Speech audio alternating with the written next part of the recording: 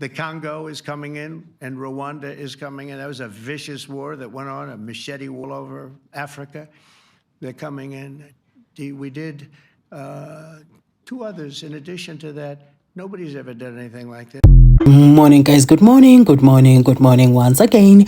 Welcome to South Africa Lately, a channel that discusses South African trending news. We do, however, grab here and there from international news when it is trending enough to be brought here. Please do understand that I'm not a politician. I do not have deep knowledge in politics. However, I am a South African citizen who's also a voter, and I do believe that my views count when it comes to political affairs of our super gorgeous country, and in this case the political affairs of the continent, as we look into Rwanda and the Democratic Republic of Congo. We are about to read this article by ENCA, but I have a burning question in my head. Are we that incapable in Africa of sorting our own problems? An African peace deal about to be signed all the way in the US in Washington. What is wrong with us? That's why I'm saying let's just can this Pan-Africanism for now, because that is a myth. Because the leaders that we have and that will continue to have, because this thing gets passed on from generation to the next generation, we have these fiefdoms that they are not about to let go. So let us sort ourselves individually. Maybe we can think when we have ourselves in order. We cannot even fix one problem in Africa without outside interference, or maybe outside assistance in this case. Okay, let us read this article. The USA, Rwanda, and the Democratic Republic of Congo will sign an agreement in Washington on Friday to put an end to a conflict in the Eastern DRC that has killed thousands, although broad questions loom on what it will mean.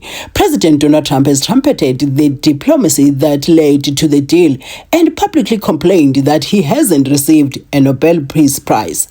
But the agreement has also come under scrutiny for its vagueness, including on the economic component, with the Trump administration eager to compete with China and profit from abundant minerals wealth in the long, turbulent east of the vast DRC. The M23 rebel group in late 2021 launched a new offensive that it escalated sharply early this year, seizing broad swaths of territory, including the key eastern DRC city of Goma. The Kinshasa government has long alleged that M23, consisting mostly of ethnic Tutsis, receives military support from Rwanda. These claims are backed by Washington. Rwanda has denied directly supporting the rebels, but has demanded an end to another armed group. The Democratic Forces for the Liberation of Rwanda, FDLR, which was established by ethnic Hutus linked to the massacres of Tutsis in the 1994 Rwanda genocide. The Rwandan and DRC foreign ministers will sign the agreement in Washington in the presence of Secretary of State Marco Rubio, State Department spokesman Tommy Pigot. Sana said. The White House, sorry guys, the White House also said Trump will meet the foreign ministers in the Oval Office.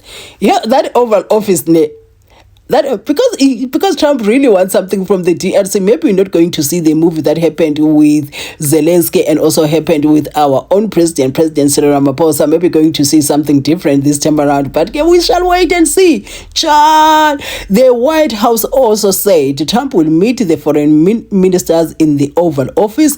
In a joint statement ahead of the signing, the three countries said the agreement would include respect for territorial integrity and a prohibition of hostilities, as well as the disarmament of all non-state armed groups. We shall see. In Africa, this mission is impossible. We shall see if they will succeed in disarming all those who are not supposed to be armed.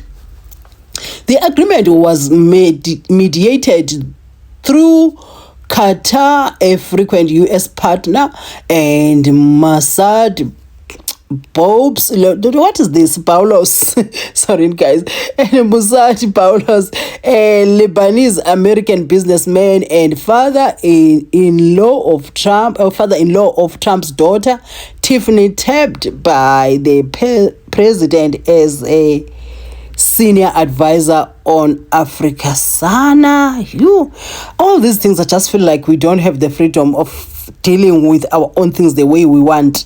The statement also spoke of a regional economic integration framework and of a future summit in Washington, bringing together Trump, Rwandan President Paul KAGAME, and the DRC President FELIX TSHISEKEDI controversy over economic ties.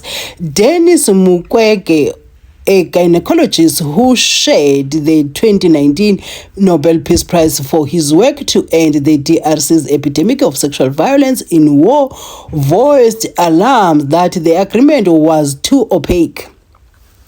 He said that the talk of economic cooperation was an unjust reward for Rwanda. The deal would amount to granting a reward for aggression, legitimizing the plundering of Congolese natural resources, and forcing the victim to alienate their national heritage by sacrificing justice in order to ensure a precarious and fragile peace, he said in a statement.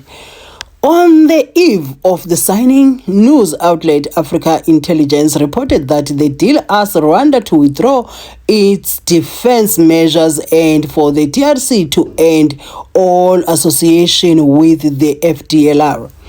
Rwandan Foreign Minister Olivier please, I'm not going to pronounce that surname, guys. It's going to be a tongue twister for me. On X, denied the account.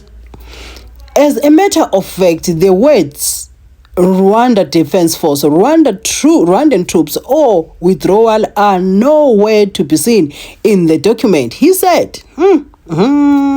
Congolese Foreign Minister, please, can I not read that name as well? I'm just going to go to the surname. Guy Kwamba Wagner, on a visit to Washington in April to jumpstart negotiations on the deal, said that Rwanda should be obliged to withdraw from her country, which has been ravaged by decades of war.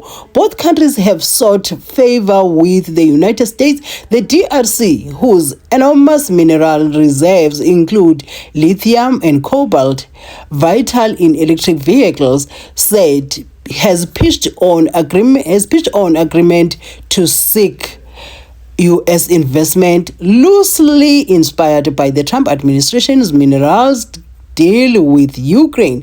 Rwanda has been discussing taking in migrants deported from the United States, a major priority for Trump. Rwanda, one of the most stable countries in Africa, had reached a migration deal with Britain's former conservative government, but that arrangement was killed by the Labour government that took office last year.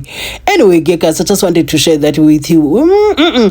Pardon me, the bad reading when it came to names and all of that. Please pardon me. Just overlook that. Please overlook that. Please overlook that. Anyway, guys, do have yourself a beautiful day.